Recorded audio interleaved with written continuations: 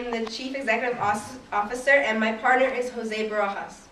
I'm Chris Morales, I'm the CFO, and my partner is Brisa Carbajal. My name is Jocelyn Ramirez, and I am the Chief Marketing Officer, and my partner is Yahaira Benincourt. I'm Isaac Arias, I'm the Chief Design Officer, and my partner is Jeffrey. So our product is a bottle that can store 2 condiments in one. You can squeeze both at the same time or one in one, and press and squeeze to make your life an ease. So the problem with condiments in your fridge is it's too bulky, or there's not enough space, or it's not really as portable.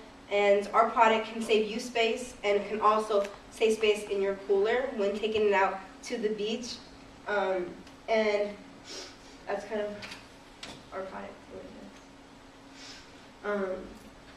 It holds multiple condiments in one. You can pick any of your favorite condiments, for example, mustard and mayonnaise.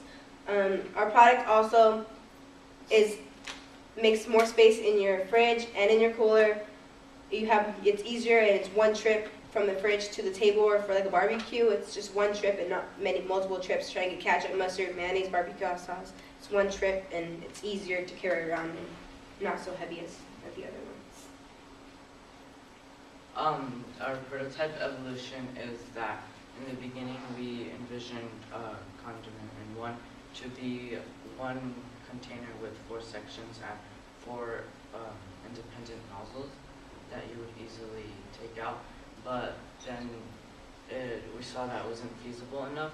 It was extremely hard to find a way to divide it or to make the nozzles. So then we moved on to phase 2, in which the bottle would contain 2 compartments and 2 independent nozzles. And but the restrictions was that it was not as flexible and transportable. So for phase 3, we envisioned a bottle that was like a phase 2, but you could split it into and mix and match.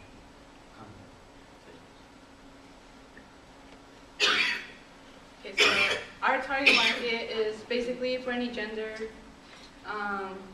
It's also for males that like to cook from ages 25 to 50. And I know what you guys are wondering, why would someone 50 years old would want to be using a grill and making food if they can't?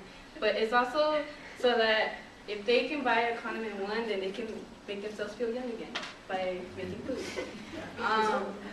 It's for family-oriented people, like for mothers and fathers and some children too, because they also make tons of messes whenever they're trying to carry mustard and ketchup in one hand, and also for low to moderate income families.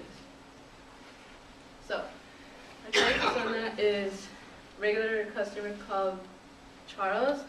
He was just an ordinary guy that liked to cook. It was his passion to cook because he loved it so much.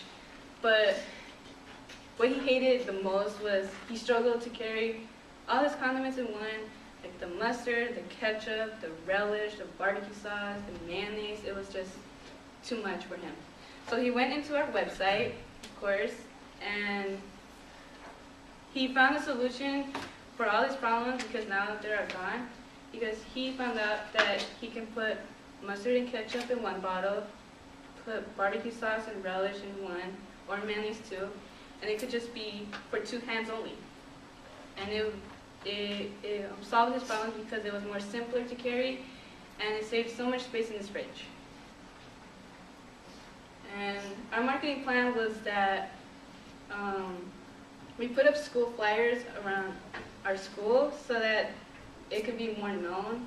And the price isn't yet to be determined yet because we haven't had our products yet, but we'll explain it more.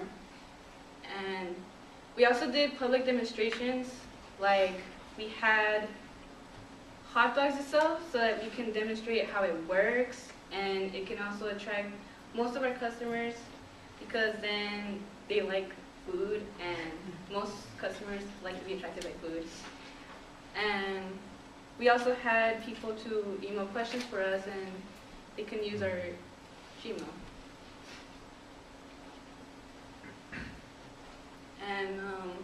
our sales summary is we haven't sold any products yet because, like I said, we'll explain why we haven't had it yet. So the way we kind of figure out how this bottle was kind of getting made is we asked actually members and friends, like what's the problem with condiments and how it's kind of bothering them with going trips back and forth. And then we asked them, will you be willing to buy our product if we made 2-in-1? And we got lots of yeses, which made us think more of how to make the product in a better way for them to upgrade to the product, and lots of them said that they will buy it once it's made.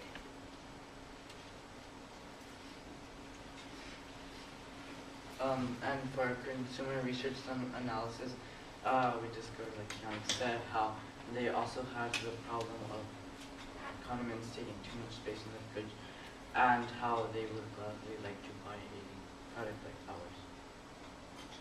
Our total revenue right now is that up to date is net to zero because our product has yet to be made. We received $160.30 in our product. Our total expenses have been $40.08, and that's including tools and materials. We have $119.62 left. So our business that has helped our team make this product and think of how to make a product is grit, because we feel like we don't really want to say that we can't do it, because we can always do something. It just takes time, and I feel like our time management was our biggest problem, because sometimes people were absent and we didn't have certain things to do, and I feel like grit and teamwork was our biggest ones. We worked together, we learned how to communicate with each other, we learned how to like fix problems together and work as one to start making the product a little bit upgraded.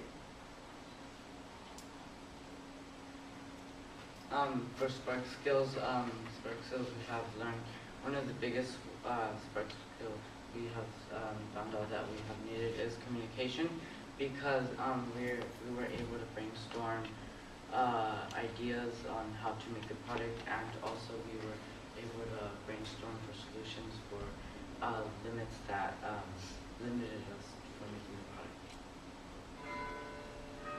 So just because we didn't have our products doesn't mean that we weren't successful in other ways, just like innovation, because we've had multiple prototypes, but none of them just never worked out how we planned.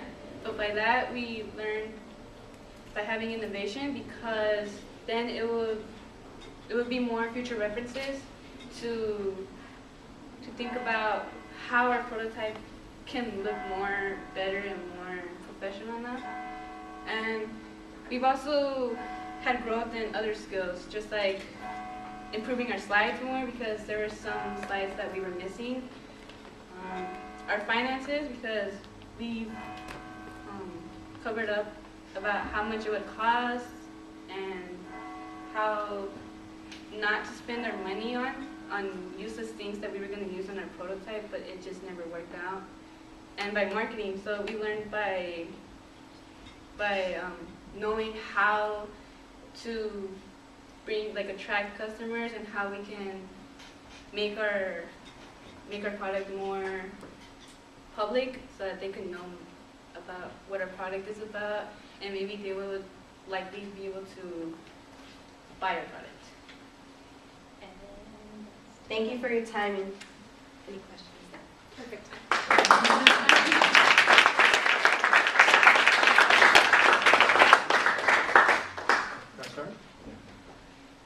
First off, very good presentation. In particular, I like the color on the marketing presentation. It seems like you've done a good job of figuring out why people would want this. So my question is really to the CFO on the finances, and that's because I'm a finance guy at heart. So I know you haven't sold anything yet. Did you do any sort of a forecast analysis to either determine what you think the cost would be, or through maybe your consumer research, what people would be willing to pay for this type of product, so you could start to put together the combination of this is how much we could spend because this is how much people will be willing to pay? Yeah, we decided that the product would be $5. $5? And how did you come to that determination? We came to this because, so we contacted a company who's responded to us but hasn't really filled the form yet to make one. And this product, they were just giving an estimate about how much, like, if for a prototype would be. And they were saying, like, we were thinking $5 because of adding the shipping and all that, just to kind of Right. feel how the product would be and what price the product would be. And so $5 would be what your selling price is? Yes. And then do you have any idea what your cost might be for that product? Our cost isn't entirely clear. First of all, the price we want to sell, it's been kept to low to moderate income families, Right.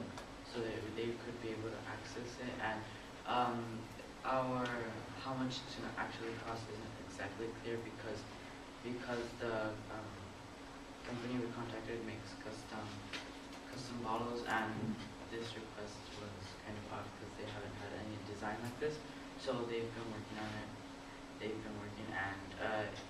we weren't able to have an actual product to display because it was out of the time zone. Right. And so, but we're going to have it soon. And also, they're also keeping in mind keeping the materials cheap and not so expensive.